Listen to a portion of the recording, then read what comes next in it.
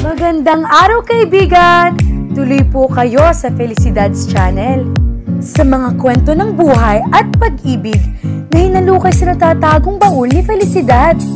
Pero bago po tayo magpatuloy, huwag niyo pong kalilimutan na i-like ang video, i-subscribe ang channel, at i-click ang notification bell para lagi kayong updated sa mga parating pa na upload.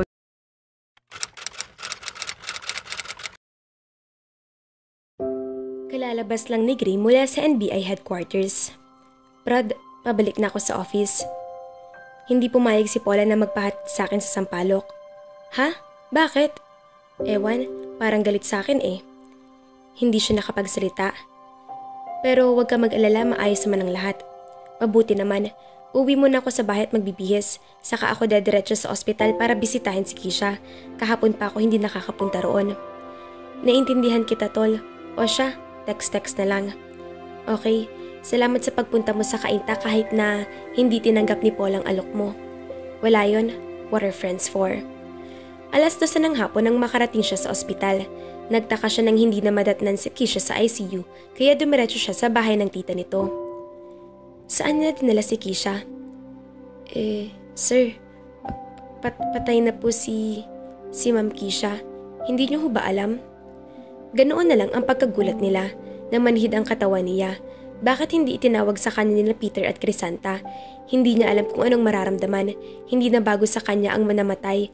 Hindi na rin bago sa kanya ang mamatayan. Hindi siya magpapakaplasik at sabihin na may puwang sa puso niya si Kisha. Pero hindi ito masamang tao. Maaring pamangkin ito ng taong itinuring niyang mortal na kaaway.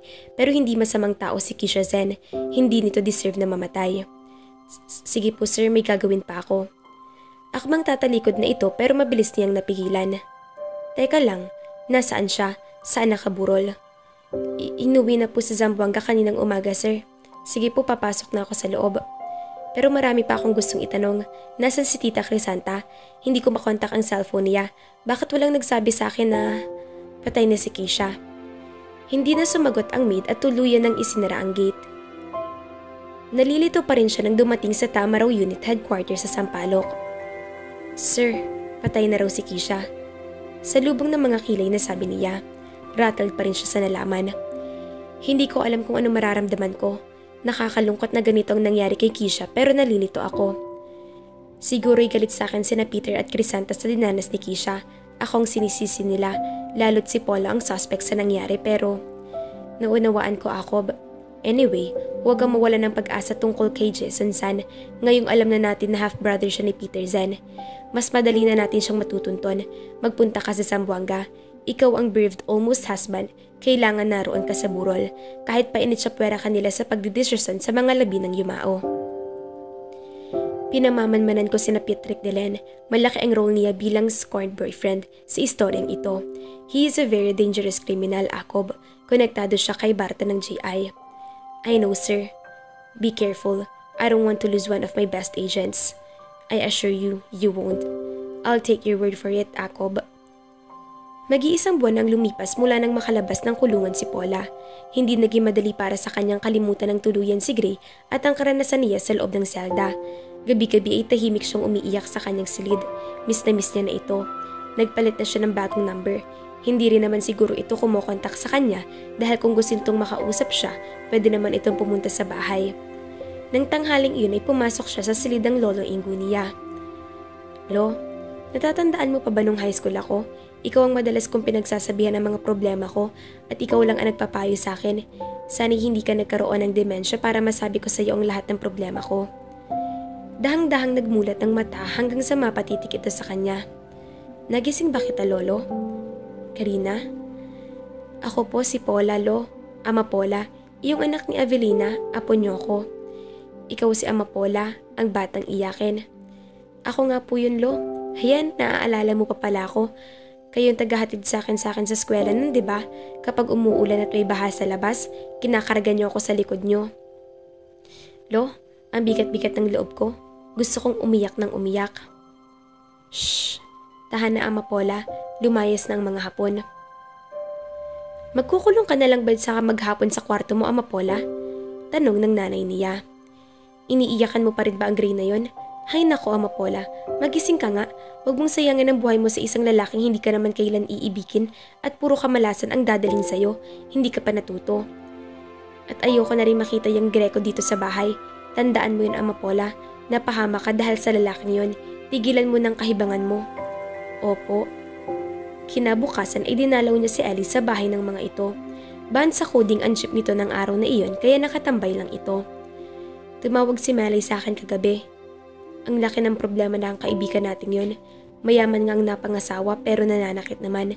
Madalas daw siyang sinasaktan ng hapon dahil sobrang seloso at kapag nalalasing daw ay nagiging bayolente. Kawawa naman siya. Pauwi na raw siya sa Pilipinas. Baka hihiwalayan na niya yung asawa niya at dito na uli sa Pilipinas maninirahan. Dapat lang na gano'n ang gawin niya kaysa habang buhay na maging miserable siya sa lalaking yon. Oo nga. Siya nga pala, kunin mo uli akong konduktora habang naghihintay sa pag-usad ng kaso ko ha. Oo ba? Lakas mo sa akin eh. Ako lang naman ang mahina sa'yo. Anong mahina ka dyan? Talaga naman hindi mo talaga ako mapansin. Kilabutan ka nga Elias, magkaibigan tayo no, ikaw ang best friend ko. Sumeryosong mukha nito. Paula, alam mo naman na noon pa'y may gusto na ako sa'yo, di ba? Pero magkaibigan nga lang tayo, parang kapatid ng turing ko sa'yo. Kung bibigyan mo siguro ako ng pagkakataon, baka sakaling ma-develop din ang feelings mo sa akin. Ellie, kung sa bagay, mahirap din pilitin mo ang sarili mong magustuhan din ako, Paula. Kalimutan mo na lang ang sinabi ko. Inihatid siya nito sa bahay nila pagkatapos siyang pakainin ng pansit malabon sa kanto. Oh, natataranta ka na naman, komento ni Ellie. Baka nakakalimutan mo, nangako ka na hindi mo papansinin si Jacob. Hindi na talaga. Samahan mo muna ako sa loob.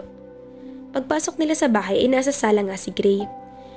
Sinabi ko kay Gray na mabuting huwag na muna siyang pumunta rito habang hindi pa ayos ang kaso. Ayon kay Attorney Sulit ay baka hindi makabuti sa kaso mo. Baka lalo kang madiin, lalo't napakahirap nang ang idepensa ng mga ebidensya laban sa'yo. Mamamalengke ako, Paula, ikaw na munang bahala rito. Hindi ka na sana nagpunta rito, Gray. Nakausap mo na naman siguro si attorney. Gusto lang kitang kamustahin dahil hindi na kita makontak sa number mo. Bago pa siya nakatugon ay dinampot na nito ang supot na nasa center table. Dinalhan kita ng bulaklak, hindi pwedeng rosas, bawal pa.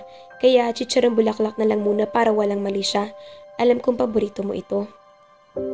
Hindi niya inabot iyon. Magpapaalam na ako, Paula. Babalikan ko yung nire-repair ko. Sige, salamat sa paghahatid. Nang makalabas si Ellie ay formal pa rin ang mukha na muling hinarap niya si Gray. May gagawin pa ako, Gray. Bakit nga pala Gray ako ng Gray samantalang hindi naman iyon ang tunay mong pangalan? Ako talaga si Greco Jacob at hindi Adelio Ariol. Adelio Ariola lang ang kasing pangalan ko na alam ni Kisha at ng pamilya niya.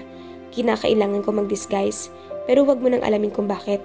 Lalabas at lalabasin din ang dalikan kung kakailanganin kong matestify para sa'yo. Alam kong incriminating mga ebidensyang hawak ng mga pulis laban sa'yo. Pero hindi ako titigil hanggat hindi nagkakalino kung sinong tunay na nasa likod ng nangyari kay Kisha. Basta hayaan mo na lang ako. Sabi ni attorney, patay na raw si Kisha. Murder nang ikakaso sa akin. Pero hindi pa raw nagsasampa ang pamilya niya. Kaya pwede bang lubayan mo na lang ako kung talagang concerned ka at ayaw mong mabulok ako sa bilangguan? Nagduluksa ng pamilya ni Kisha. Huwag na nating dagdagan ang galit nila kung malaman nila na matuloy ka pa sa pakikipaglapit sa akin. Pwede bang huminahon ka't makinig sa mga sasabihin ko?